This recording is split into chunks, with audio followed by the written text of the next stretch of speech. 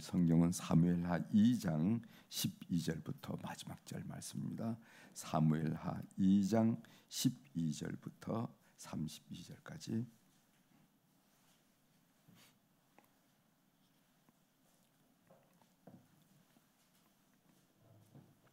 사무엘하 2장 12절 찾으셨으면 제가 봉독해 드리겠습니다.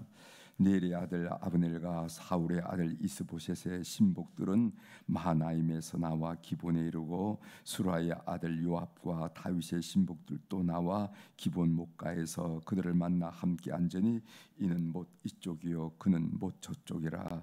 아브넬이 요압에게 이르되 원하건대 청년들에게 일어나서 우리 앞에서 겨루게 하자. 요압이 이르되 일어나게 하자 하매 그들이 일어나 그 수대로 나아가니 베냐민과 사울의 아들 이스보셋의 편에 12명이요 다윗의 신복 중에 12명이라. 각기 상대방의 머리를 잡고 칼로 상대방의 욕구를 찌르매 일제히 쓰러진지라. 그러므로 그곳을 헬갓 하수름이라 일컬었으며 기본에 있더라. 그날의 싸움이 심히 맹렬하더니 아브넬과 이스라엘 사람들이 다윗의 신복들 앞에서 패하니라. 고세 수라의 세 아들 요압과 아비새와 아사헬이 있었는데 아셀의 발은 둘루루 같이 빠르더라. 아셀이 아브넬을 쫓아 달려가되 좌우로 지치지 않고 아브넬의 뒤를 쫓으니 아브넬의 뒤를 돌아보며 이르되 아사헬아 너냐? 대답하되 나로라. 아브넬이 그에게 이르되 너는 왼쪽으로나 오른쪽으로 가서 청년 하나를 붙잡아 그의 군복을 빼앗으라 하되 아사헬이 그렇게 하기를 원하지 아니하고 그의 뒤를 쫓으매 아브넬이 다시 아사헬에게 이르되 너는 나 쫓기를 그치라. 내가 너를 쳐서 땅에 엎드려지게 할 까닭이 무엇이냐? 그렇게 하면 내가 어떻게 내 형 요압을 대면하겠느냐 하되 그가 물러나기를 거절하며 아브넬이 창 뒤끝으로 그의 배를 찌르니 창에 그의 등을 뚫고 꿰뚫고 나간지라. 곧 그곳에 엎드려져 죽으니 아셀이 엎드려져 죽은 곳에 이르는 자마다 머물러 섰더라. 요압과 아비새가 아브넬의 뒤를 쫓아 기본 거친 땅의 길가 기에 맞음쪽 암마산에 이를 때 해가 졌고 베냐민 족속은 함께 모여 아브넬을 따라 한 무리를 이루고 작은 산 꼭대기에 섰더라. 아브넬이 요압에게 저 이르되 칼의 영혼이 사람을 상하겠느냐? 마침내 참혹한 일이 생길 줄을 알지 못하느냐? 내가 언제 무리에게 그의 형제 쫓기를 그치라 명령하겠느냐? 요압이 이르되 하나님이 살아계심을 두고 맹세하노니 내가 말하지 아니했다면은 무리가 아침에 각각 다 돌아갔을 것이요 그의 형제를 쫓지 아니하였으리라 하고 요압이 나팔을 불매 온 무리가 머물러 서고 다시는 이스라엘을 쫓아가지 아니하고 다시는 싸우지도 아니하니라. 아브넬과 그의 부하들이 밤새도록 걸어서 아라바를 지나 요단을 건너 비드론 온 땅을 지나 마하나임에 이르니라. 요압이 아브넬 쫓기를 그치고 돌아가 무리를 다 모으니 다윗의 신복 중에 19명과 아사헬이 없어졌으나 다윗의 신복들이 베냐민과 아브넬에게 속한 자들을 쳐서 360명을 죽였더라. 무리가 아사헬을 들어올려 베들레헴에 있는 그의 조상의 묘에 장사하고 요압과 그의 부하들이 밤새도록 걸어서 헤브론에 이른 때에 날이 밝았더라. 아멘. 32절 마지막 절까지 함께 읽었습니다. 오늘 우리가 읽은 사무엘하 2장 12절 하반절을 중심으로 주제를 이스라엘의 분열 조짐이 나타나도 다윗이 평정심을 잃지 않은 이유는 이렇게 오늘 좀 기네요. 다윗이 지금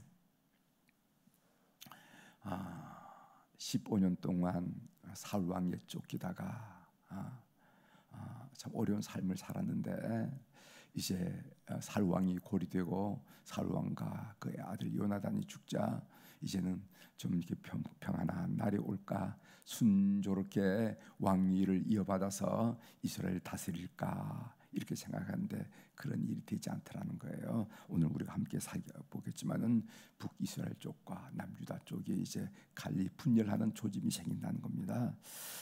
이런 것들을 한번 좀 살펴보도록 하겠습니다.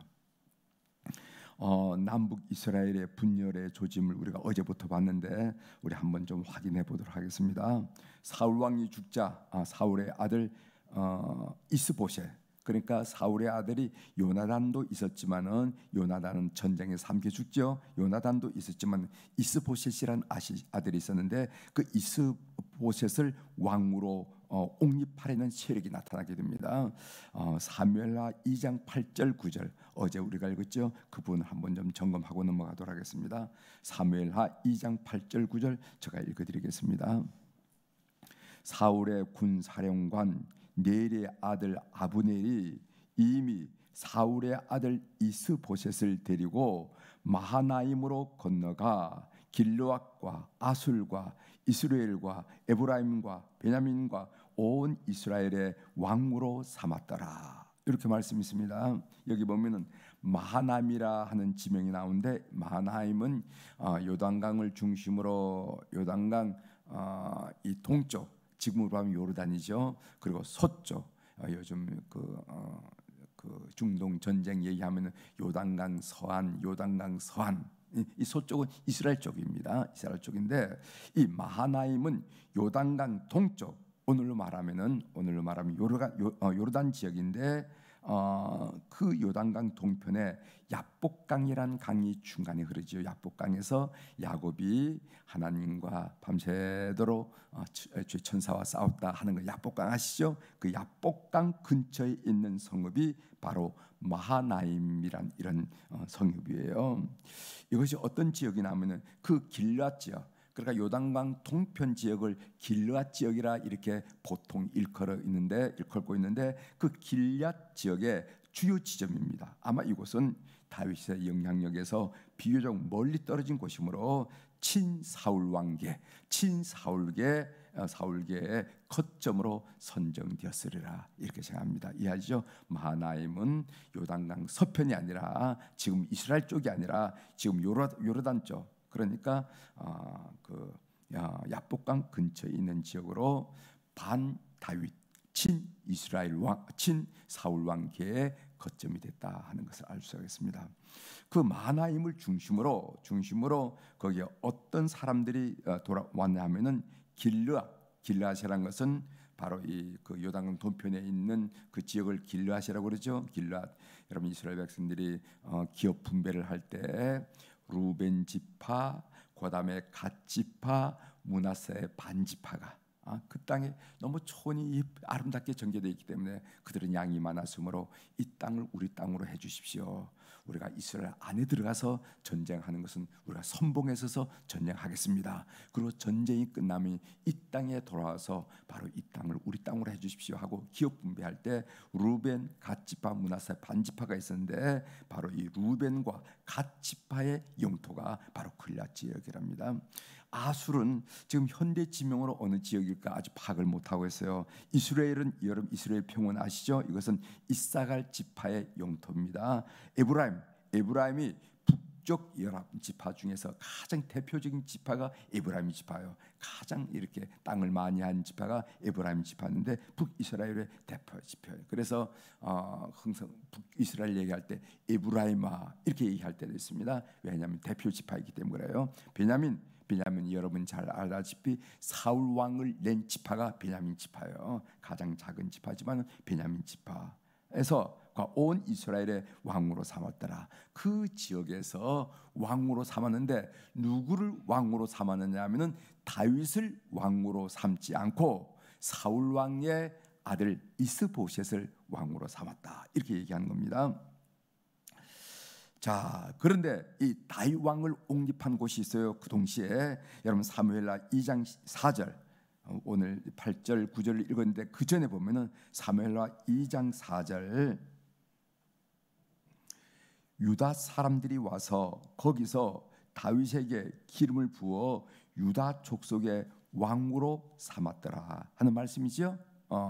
그러니까 여러분들이 딱 판단할 때 남쪽의 큰 지파가 유다 지파예요. 유다 지파를 중심으로 해서는 다윗을 왕으로 옹립했습니다. 그러니까 다윗은 유다 지파 사람이거든. 그러니까 유다 지파 사람들은 자기 지파 사람인 다윗을 옹립을 했어요. 그러나 북쪽에 있는 다윗 지파의 11지파들은 다윗 그 사람이 우리와 무슨 상관이 있냐? 사실은 족통은 사울 왕의 아들이 족통이지 무슨 말이냐? 그래서 사울 왕의 아들인 이스보셋을 왕으로 옹립하고 그 사울 왕의 부하 장군이었던 아브넬의 아들 넬의 아들 아브넬이 중심이 돼서 이렇게 옹립을 했다 하는 이야기입니다. 그러니까 사울의 아들 이스보셋을 왕으로 삼고 마하나임을 중심으로 북쪽 11지파와 다윗을 중심으로 삼고 헤브론을 거점으로 삼고 유다 지파를 중심으로 하는 남유다, 이렇게 해서 그 나라가 분열될 조짐을 보이고 있다는 겁니다. 오늘 우리가 읽었던 사무엘하 2장 12절부터 32절은 그 두 세력 간의 전쟁이 일어났어요. 한번 본문을 살펴보도록 하겠습니다. 12절입니다. 넬의 아들 아브넬과 사울의 아들 이스보셋의 신복들은 마하나임에서 나와 기브온에 이르고 13절 수르의 아들 요압과 다윗의 신복들도 나와 기브온 목가에서 그들을 만나 함께 앉으니 이는 못 이쪽이요 그는 목 저쪽이라. 그러니까 기브온 못이라는 있는 것은 뭐 우리나라처럼 큰 호수가 아니라 작은 이렇게 아마 담수하는 이 못이 있었는가 봐요. 그래서 그 못을 중심으로 저쪽에는 이스보셋을 중심으로 하는 북이스라엘 사람들이, 아래쪽에는 그 유다 사람들 중심으로 해서 진을 치고 전쟁을 하게 됩니다. 여기에 보면은 수루아의 아들 요압과 이런 말이 나왔죠. 수루아의 아들 요압과 다윗의 신복들을 진친다는데 이 수루아는 누구냐 하면요, 다윗의 누나. 다윗의 누이인데 그 수루아의 아들 중에 아들이 누구냐면 그 누이 동생이니까 요압이 나오고 아비세, 아사엘 이렇게 삼형제가 있습니다. 다 장군이에요. 장군. 그러니까 다윗이 볼 땐 생질 조카들이에요. 생질 조카들 아시죠? 여러분들이 그 개념을 잘 아세요. 생질 조카들이 그러니까 외삼촌인 다윗을 옹립하면서 이렇게 세 사람이 딱 이렇게 옹립하면서 유다 왕국을 건설하는 이런 현장이라 하는 것을 우리가 알 수가 있습니다. 14절 보겠습니다. 아브넬이 요압에게 이르되 원하건대 청년들에게 일어나서 우리 앞에 겨루게 하자. 요압이 이르되 일어나게 하자. 이 말이 무슨 말이냐면 아브넬은 북쪽 장군이고 요압은 다윗 편의 남쪽 장군이죠. 그러니까 아브넬이 요압에게 얘기하는 겁니다. 우리 다 이렇게 싸우지 말고 대표 싸움을 하자. 1대1 전투라고 그러죠. 대표 싸움을 하자. 이것은 이 1대1 전투는 병력 손실을 최소화하고 승부를 가린 전투입니다. 고대에서 종종 사용된 전투였어요. 여러분 다윗과 골리앗 얘기하시죠. 다윗과 골리앗이 나와가지고 야 우리가 다 사람 죽게 할 이유가 뭐가 있냐, 너희들 대표 나와라, 나하고 한번 붙자. 그랬더니까 이스라엘 측에서 그 골리앗의 그 우렁찬 목소리와 그 장대한 모습에서 아무도 이렇게 대항하지 못했는데 목동 다윗이 나가서 골리앗이 죽였다 한 얘기 여러분 아시죠? 그러니까 골리앗 대 다윗 전 군사가 맞붙어 싸운 것이 아니라 대표 싸움이라는 거죠. 그렇게 해서 오늘 여기 보면은 양 진영에서 12명의 대표들이 나와가지고 서로 머리를 잡고 옆구리를 찔러가지고 이렇게 죽어가는 참 어처구니 없는 전쟁이 일어난 것을 보게 됩니다. 그런데 이 전쟁이 그것으로 끝난 것이 아니라 확전이 됩니다. 그 내용이 17절에 나오죠. 17절가 읽어드리겠습니다. 그날에 싸움이 심히 맹렬하더니 아브넬과 이스라엘 사람들이 다윗의 신복들 앞에서 패하니라.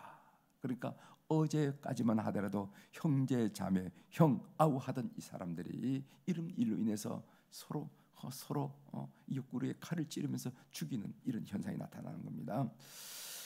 아브넬이 이제 아사헬을 죽이는 내용이 나오는데 22절 보세요. 22절 아브넬은 그러니까 사울의 아들 이스보셋의 장군이죠. 아브넬이 다시 아사헬에는 수라의 막내 아들로서 다윗 편에서 있는 장군입니다. 아사헬에게 이르되 너는 나 쫓기를 그치라. 내가 너를 쳐서 땅에 엎드려 엎드리게 할 까닭이 무엇이냐? 그렇게 하면은 내가 어떻게 네 형 요압을 대면하겠느냐 하되 그런데도 불구하고 아사헬이 아브넬을 추격합니다. 아마 아사헬은 나이가 어리기 때문에 좀 영웅심이 있었나 봐요. 영웅심이. 그러니까 아브넬이 앞에서 쫓겨가면서 너 나하고 대상이 안 돼. 내가 너 손대면 너 죽는다. 그러니까 너가 죽으면은 내 네 형하고 나하고 친하게 정말 이렇게 지냈는데 너 형 얼굴을 어떻게 보겠니? 따라오지 마. 따라오지 마. 이런데 결국 아사헬이 아브넬을 추격합니다. 아브넬은 아사헬을 죽이고 싶어하지 않았어요. 그 이유가 뭐냐면요, 젊은 아사헬은 자기 상대가 되지 않는 걸 알았어요. 비록 쫓기는 아브넬이지만은 너는 내 상대가 안 된다. 전투 경험으로 볼 때 상대가 알고, 두 번째로는 다윗의 조카를 죽여서 이 일을 크게 만들고 싶지 않았기 때문에 그렇습니다. 그 아사헬은 누구냐면은 수루아의 아들이고, 수루아의 아들들은 바로 다윗의 생질 조카들인데, 생질을 죽여놓으면, 조카를 죽여놓으면 일이 확전이 되잖아요. 확대가 되잖아요. 그러니까 그렇게 쉽지 않다 하는 그런 마음이 아닙니까? 전투 결과 어떻게 됐냐면은 다윗 편에서 19명과 아사헬이 전사하고 북이스라엘 편에서는 360명이 전사했다 한 내용입니다. 30절 보겠어요. 요압이 아브넬 쫓기를 그치고 돌아와 무리를 다 모으니 다윗이 신복 중에 19명과 아사헬이 없어졌으나 31절 다윗의 신복들이 베냐민과 아브넬에게 속한 자들을 쳐서 360명을 죽였더라. 이렇게 해서 어제만 하더라도 형 아우 하던 같은 동료들이 이렇게 전쟁으로 인해서 분열로 인해서 어려움을 당한 것을 우리가 보게 됩니다. 제가 관심 갖고 있었던 건 뭐냐면은 이렇게 그 나라가 점차 분열되어 가는 남북 관계에서 다윗의 태도는 어떤 것인가 하는 관심이 있었어요. 관심 있지 않겠어요? 다윗은 남쪽 소규모 지파인 유다 지파의 왕으로 옹립되어서 전 이스라엘 12지파를 다스려야 할 왕인데, 이렇게 남북 분열 상황에서 다윗은 어떤 입장과 자세를 취했는가 관심이 있는데, 먼저 다윗은 소위 포용 정책을 썼어요. 포용. 받아들이고 싸움과는 포용한다고 그러죠. 예를 들어서 길랏 야베스 사람들이 사울 왕을 장례한 사실에 대해서 칭찬을 합니다. 그 이야기가 사무엘하 2장 4절에 나오는데 어제 읽었던 부분이에요. 한번 확인해 보시기 바랍니다. 사무엘하 2장 하반절에 보면 이런 말씀이 있어요.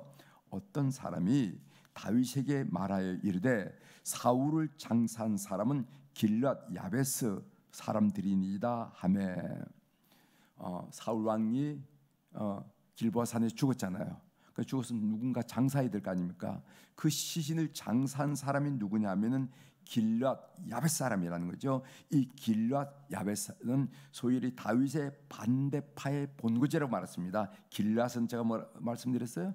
요단강 동편에 있는 소위 다윗 왕과 거리가 좀 떨어져 있기 때문에 사울 왕 편에 있는 사람들의 그 본거지다 하는 말씀을 드렸는데, 다윗의 반대파들의 본거지라는 겁니다. 그들이 사울 왕을 장사 지냈다 이렇게 돼 있어요. 그래서 다윗 왕의 입장에서 보면은 대놓고 반항하는 거 아니겠어요, 그죠? 보란 듯이 반항하는 거 아니겠습니까? 세상이 다 아는 게 그 사울 왕이 다윗을 그렇게 쫓아다니고 죽이지 못해 쫓아다니고, 그리고 사울 왕이 죽자 그 유다 지파를 중심으로 해서 다윗을 옹립을 하고 왕으로 옹립한 줄 온 천하가 다 아는데 이 길랏 야벳에 있는 사람들이 사울 왕의 시신을 수습을 해서 장례를 지냈다. 이거는 대놓고 반항하고 저항하는 게 아니냐 그 말이죠. 그럼 여러분 같았으면 어떻게 했어요? 감히 하면서 아마 대노하거나 뭐 상당히 언짢아했겠죠. 그렇죠? 상당히 언짢은. 그러나 다윗의 반응을 보십시오. 5절 보겠습니다. 오늘 사무엘하 2장 5절, 다윗이 길랏 야벳 사람들에게 전령들을 보내 그들에게 이르되 너희가 너희 주 사울에게 이처럼 은혜를 베풀어 그를 장사하였으니 여호와께 복을 받을지어다. 오히려 다윗은요 그들의 행위를 칭찬하고 포용합니다. 내가 왕이 되었는데 나한테 허락도 받지 않고 또 내 눈치도 보지 내 입장도 생각하지 않고 이렇게 얘기하지 않고 그들이 사울 왕을 장사 지낸 일에 대해서 참 잘했구나. 그래야지. 사울 왕이 우리의 왕이 아니었느냐? 너희들이 이렇게 장사를 지내줘서 얼마나 마음이 좋은지 모르겠다. 하나님께서 너희를 꼭 축복하실 거야. 이렇게 나가더라는 거예요. 이게 포용이라 포용. 이 포용이 민족 통일을 이루는데 크게 기여한다. 크게 기여. 또 하나 제가 생각하는 건 뭐냐면은 이 하나님의 주권을 신뢰하고 다윗이 기다리라는 거예요. 다윗은 하나님의 주권을 신뢰하고 기다린다는 겁니다. 이런 자신의 왕권을 인정하지 않는 상황에 대하여 대노했다는 말이 없어요. 다윗이 그 직접적인 일인데 직접적으로 저항하고 직접적으로 들어야 할 일인데도 불구하고 그 다윗이 대노했다. 그럴 수가 있어. 이렇게 얘기하지 않다는 말이죠. 다윗이 이런 상황 가운데 평정심을 잃지 않고 기다릴 수 있는 이유가 뭘까? 여러분 궁금하죠? 여러분 이를테면 보통 사람은 뭐 그냥 뒤집어지는 거 아니겠어요? 근데 평정심을 잃지 않아. 그 이유가 무엇인가? 그는 하나님의 주권을 전적으로 신뢰했기 때문에 그렇습니다. 제가 여러분들에게 늘 말씀드린 것처럼 하나님이 오케이 하시면은 사람들이 아무리 반대해도 그건 오케이 되는 거고, 하나님이 노하시면 사람들이 아무리 나를 칭찬하고 나를 옹유하고 뭐를 해도 일은 안 되는 거야. 내 개인의 삶에 있어서나 우리나라의 운명은 하나님의 손에 있다라는 것을 철저하게 믿었기 때문에 그 눈앞에 전개되는 일에 대해서, 그 귀에 들리는 일에 대해서 그렇게 마음의 평정심을 상실하고 흔들리지 않더라는 거예요. 여러분, 다윗이 이런 상황에서 평정심을 잃지 않은 것은 하나님의 주권을 전적으로 신뢰했다는 말씀을 여러분들이 지금 다시 드리고 있습니다. 어디 전쟁만이겠습니까? 한나라의 왕권 문제겠습니까? 모든 면에서 하나님이 역사하신다. 하나님의 주권을 인정하는 여러분 되시길 바랍니다. 그 하나님의 주권을 인정해야만 여러분이 삶을 살면서도 경험했겠지만은 마음의 평정심을 잃지 않아요. 그런데 이 하나님의 주권을 인정해 드리면은요, 사람이 미워지고 상황이 무섭게 다가오고 이렇게 해서 평정심을 잃게 되는 것을 우리가 삶을 통해서 알게 된다는 거예요. 오늘 또 나라의 전쟁 일만 아니라 왕권에 있는 큰 일만 아니라 소소하고 사소한 작은 일에도 하나님의 주권을 인정하면서 느긋한 마음으로 승리하는 우리 교우들이 되기를 주의 이름으로 축원합니다. 기도하시겠습니다. 하나님 아버지, 오늘 이 남북 간의 분열 조짐을 우리가 성경을 통해서 확인하면서 북쪽은 사울 왕의 아들인 이스보셋을 중심으로 이스보셋을 왕으로 옹립해서 나라를 이루려 하고, 또 남쪽에는 유다 지파를 중심으로 다윗을 옹립하고 이렇게 해서 그 나라가 두 조각이 날 것을 실질적으로 보여줬는데, 이 한가운데 있는 다윗은 어떤 마음으로 이 상황을 받아들이고 지키고 나가고 있는지 우리가 함께 살펴보면서 다윗은 포용하고 그리고 모든 일에는 하나님의 주권이 있다는 것을 분명히 믿음으로 대노하거나 그 마음의 평정심을 잃거나 흔들리지 않았음을 우리가 알게 됩니다. 하나님, 오늘 또 우리 사랑하는 교우들 심령 속에 하나님을 향한 절대 주권을 신뢰하는 확실한 믿음이 있게 도와 주시옵소서. 그래서 눈앞에 어른거리는 상황이나 사람들에 흔들리지 않고 내 귀에 들려지는 일에서 흔들리지 않고 담대하게 느긋하게 평정심을 잃지 않고 삶을 헤쳐나가는 그런 하나님의 전사들로 우리 모두를 삼아 주시옵소서. 오늘도 우리 사랑하는 교우들이 주님 앞에 1000번째 헌금을 올려드렸습니다. 솔로몬이 어린 나이에 등극하여 참으로 이 백성들을, 이 땅을 어떻게 다스릴지 모를 때 그는 사방이 답답하게 느껴졌습니다. 안타깝게 느껴졌습니다. 속이 답답했습니다. 그는 고개를 들어 하나님을 바라보고 기본 산당에 올라가서 일천 번제를 드리면서 하나님께 가까이 다가가면서 역사를 이루었다. 하나님께서는 그에게 지혜와 더불어 부귀영화, 전무후무한 그런 축복을 허락했다는 것을 성경을 통해서 확인합니다. 솔로몬의 본을 받아서 헌금을 드린 우리 모든 교우들 주께서 기억하시고 그 이름들, 그 사연들 주께서 역사하셔서 내가 하나님께 보고 드렸으니까 하면서 기다리고 기대하는 우리 교우들의 삶이 될 수 있도록 이 헌금을 주께서 연락하여 주시옵소서. 하나님, 이제 대신방이 계속 진행되고 있습니다. 하나님, 대신방을 축복하여 주옵소서. 사람들만 우르르 몰려갔다가 그리고 우르르 흩어지는 것이 아니라 성령님 모시고 주님 모시고 가정을 방문하게 하시고, 그래서 모든 사단의 휴가 무너지고 얽히고 설킨 삶의 문제들이 풀어지는 놀라운 역사가 나사렛 예수 그리스도 이름으로 일어날 수 있도록 이 신방의 역사를 다하여 주시고 함께하여 주시옵소서. 그래서 심령이 회복되게 도와주시고 건강이 회복되게 하시고 삶이 회복되게 도와주시고 그리고 영혼도 회복되어서 굳건히 배들 같은 그런 하나님의 집으로 건설되는 놀라운 역사들이 있게 도와 주시옵소서. 오늘도 하늘의 주권과 땅의 주권을 가진 우리 주님의 그 권세 있는 이름으로 이 새벽에 선포합니다. 내 영혼이 잘된 같이 범사가 잘되고 강건한 축복을 이 새벽에 하나님의 주권을 인정하며 주님을 바라보는 우리 온 교우들에게 늘 하루 동안 충만케 하여 주시옵소서. 감사드리며 예수님의 이름으로 기도 올려옵나이다. 아멘.